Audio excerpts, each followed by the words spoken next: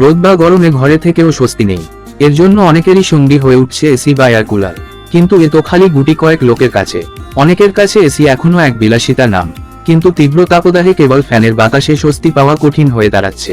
এমন অসহনীয় অবস্থায় আপনার ঘরকে কিভাবে ঠান্ডা রাখবেন তার সমাধান খুঁজছেন, চলুন দেখে নেই। টেবিল ফ্যানের সামনে গামলা বা বালতিতে কিছু আইস কিউব রেখে ছেড়ে দিন। বরফ বা ঠান্ডা পানি এর আশেপাশে ঠান্ডা পরিবেশ তৈরি করবে। ফ্যানের বাতাসটা পুরো ঘরে ছড়িয়ে পড়বে, এর ফলে কিছুক্ষণের মধ্যে ঘর পুরো শীতল হয়ে যাবে। রাতে ভালো ঘুমানোর জন্য ঘুমানোর কিছুক্ষণ আগে এই কাজটি করতে পারেন।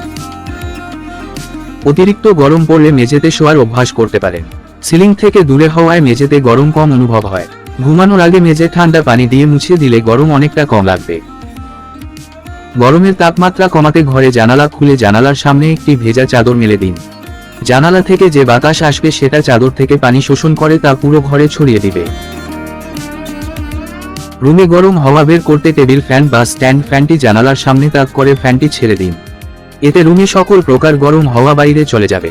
রাতের বাতাস দিনের তুলনায় সাধারণত খুবই শীতল হয়ে থাকে, এর জন্য বিকেল হলেই ঘরের দরজা জানালা খুলে দিন, যাতে পুরো বাসায় বাতাস প্রবাহিত হতে পারে।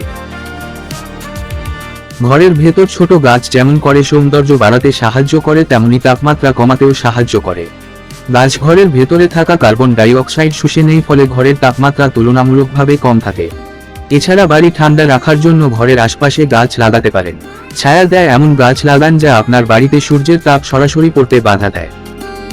ঘর গরম করে তুলতে সবচেয়ে বেশি ভূমিকা রাখে সূর্যালো, তাই জানালাতে সুতির পর্দা ব্যবহার করুন। ঘরে সূর্যের আলো প্রবেশের বাধা দেওয়ায় ঘর থাকবে ঠান্ডা। যখন এসির উদ্ভাবন হয়নি তখনও গরমের দেশের মানুষের নানা উপায়ে ঘর ঠান্ডা রাখতেন। গ্রীষ্মের তাপদাহ ক্রমশ বাড়ছে, গরম দৈনন্দিন জীবনে অস্বস্তি হয়ে দাঁড়াচ্ছে।